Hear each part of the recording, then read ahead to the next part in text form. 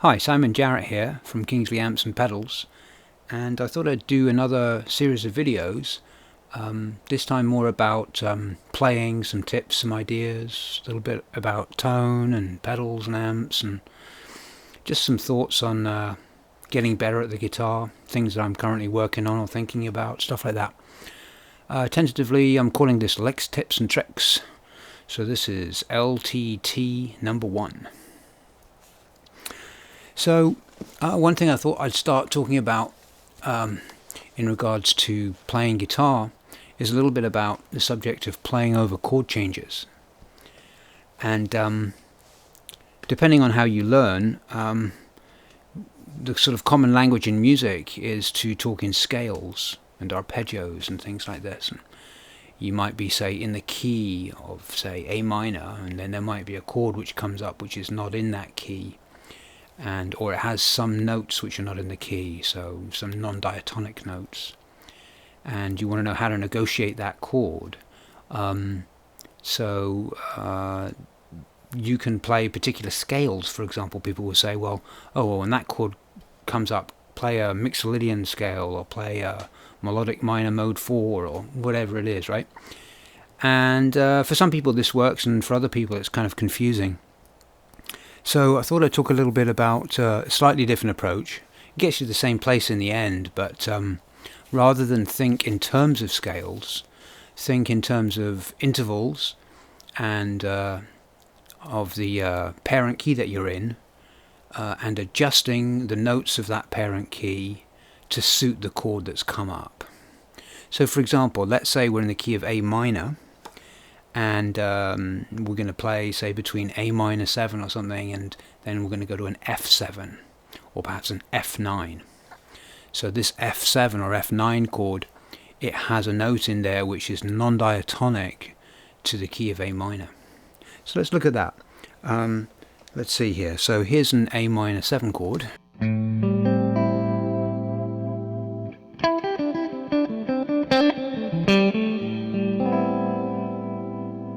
So over A minor, first of all we have to say, well, okay, we're in the key of A minor, but even then it's like, well, are we in the key of A natural minor, or maybe A Dorian, or A Phrygian? What are we going to play here? So let's take a fairly standard example. Let's say we're in the key of A minor, and now what we want to do is perhaps just start with the pentatonic.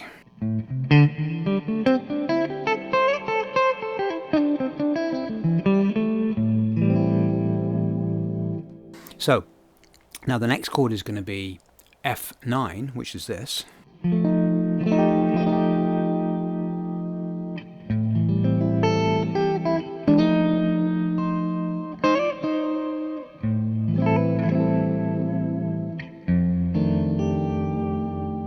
So on that F chord, how can we negotiate that without having to resort to some strange scale? So the simplest thing to do is go, well, look at that F chord, that F7, and say, well, what are the notes in it? And then ask yourself which one of those notes are already in the key of A minor and which ones are not. And whichever notes are not in the key of A minor, those are the ones I'm going to figure out where they are on the guitar neck around where I'm playing, and incorporate those particular notes as target notes when that F chord comes up.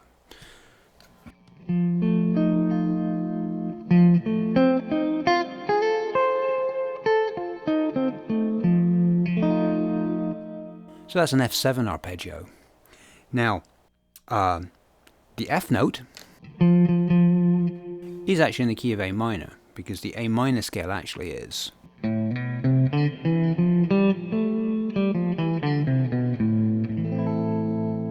That's an A natural minor scale, right?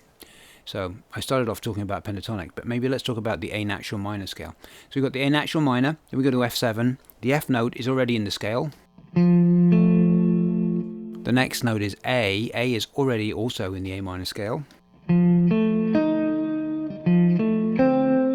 Well, C is actually the next note because the F7 chord goes F, A, then C, and then it goes E flat. So the only note out of those four notes which is not in the key of A minor is that E flat. So that E flat, I'm going to be careful with that one. And then right after that E flat, it goes up to an F again. And the F is already in the key of A minor, but I have to be careful because I've got F and E flat. Whereas in the key of A minor,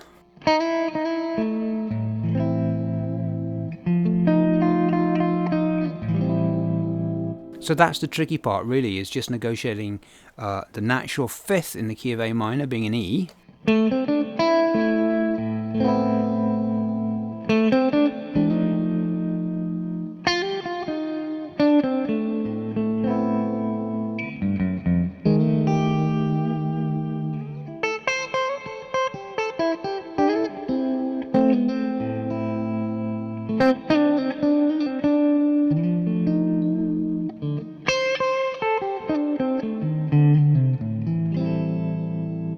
What we can even do is we can play, for example, an A minor pentatonic, and we can take out the natural fifth, which is the E note, and make it an E flat. So we get this.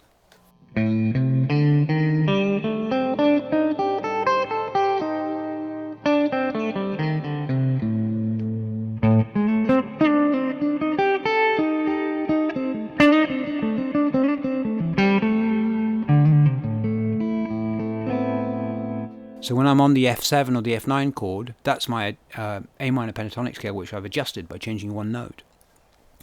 Now, we could also make an adjustment like that on the A natural minor scale. What if I adjusted that one note in the A natural minor? First of all, I'll play the A natural minor, and then I'll play the adjusted version where I incorporate the E flat note.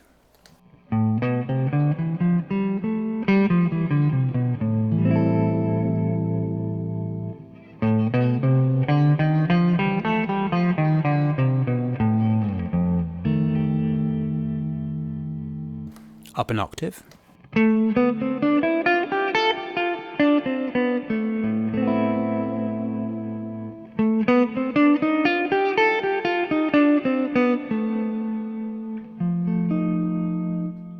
So you just got to work on those little differences and then play around, maybe play some pentatonic licks, some minor licks, and then just watch out for those odd notes and incorporate them.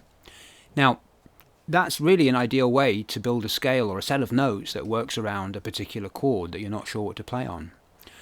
Take the notes in the arpeggio of the chord you're trying to negotiate, those are all good ones, and then take the notes of the parent key that you're already in, the first key, and say, well, okay, I need to play in that key center, so I'm going to play those notes and just make adjustments to incorporate the arpeggio notes of the other chord. What you'll end up with is you'll end up with a bunch of notes which actually form a scale. In this particular case, it happens to be the fourth mode of the melodic minor scale, which goes like this.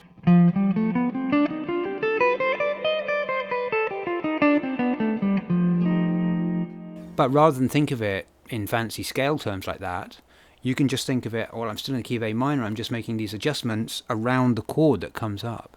So very much I like the idea of thinking of the notes of a chord, the intervals in a chord, if you like, the arpeggios. It's not that I'm playing arpeggios all the time, but by being aware of where those arpeggios are, what the notes are, where those arpeggios, lie on the neck, then that's kind of like a roadmap that I can negotiate around and build licks around. So, alright, so I'll play a pad underneath, which I can then play the scale over, or the set of notes which I'm talking about, so you can hear it against the chord itself.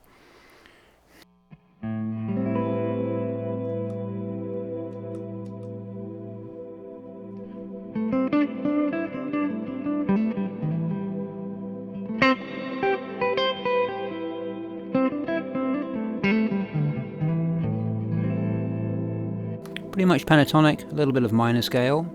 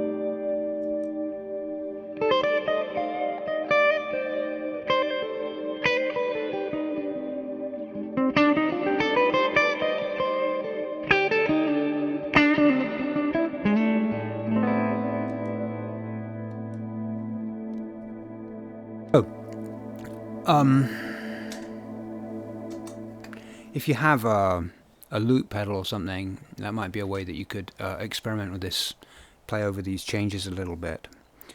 Excuse my not very efficient use of my pad there. So yeah, that's my first thought for today in Licks, Tips and Tricks. Perhaps we'll take some other examples in other videos. So onto something completely different here. Now, another thing I wanted to talk about today was a little bit about the guitar's tone control. And just a simple little tip here. Idea is to, instead of using traditional large value capacitors as tone capacitors in the guitar, experiment with the capacitor in the guitar in order to get different response from your tone pot. So for example, in most guitars we tend to find things like a 0.022 microfarad tone cap, and that can have the effect that when you roll back the tone on your guitar, it gets muddy really quickly, because not only is it knocking off a lot of high end, it's knocking off a lot of mid range as well. So if you make that capacitor smaller, you'll actually retain more of the mid range, and you'll have a clearer sound while still reducing the high end. So in this guitar, for example, I've got a very small cap. It's a 0.0022. So here's the tone control wide up.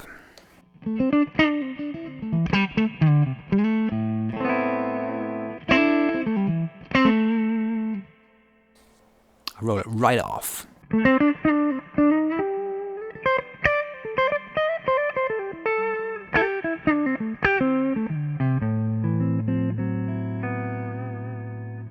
So it gets kind of jazzy there. I can go in between, halfway maybe.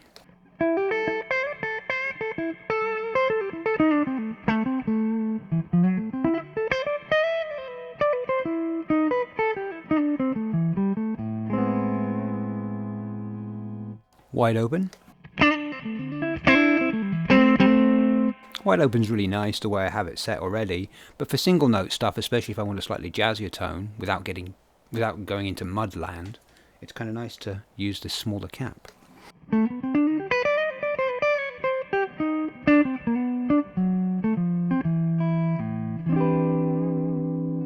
Let's see how it sounds with a little bit of overdrive on there.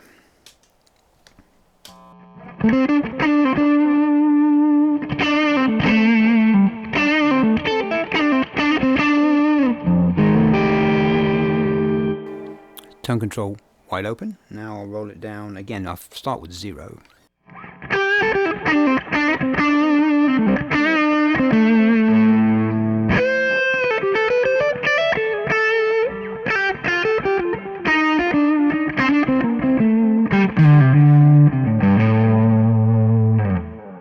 Wide open again.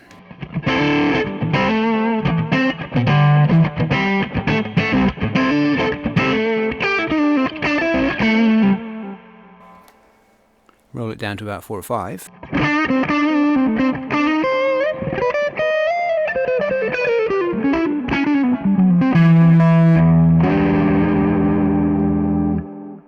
Now, let's go to the bridge pickup. Same deal. Rolled right up.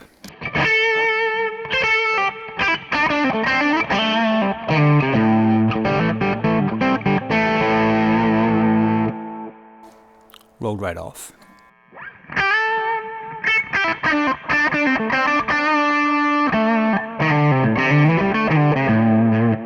Makes it kind of squawky. It kind of actually emphasizes the mid-range quite a bit. You don't have to go as extreme as this. You could try maybe a 0.0047 or perhaps a 0.01. That might be a more common value that's more in between what people are used to. Anyway, that's my little tone tip for the day. I'll probably make another video where I experiment with various capacitors on a switch so you can really see the difference. Sometimes I like big tone caps for getting clean up with 50s wiring and stuff like that, but for strats and single coil guitars, I kind of like these very small caps so I can get a smoother tone while retaining the mid-range. I find that's quite useful.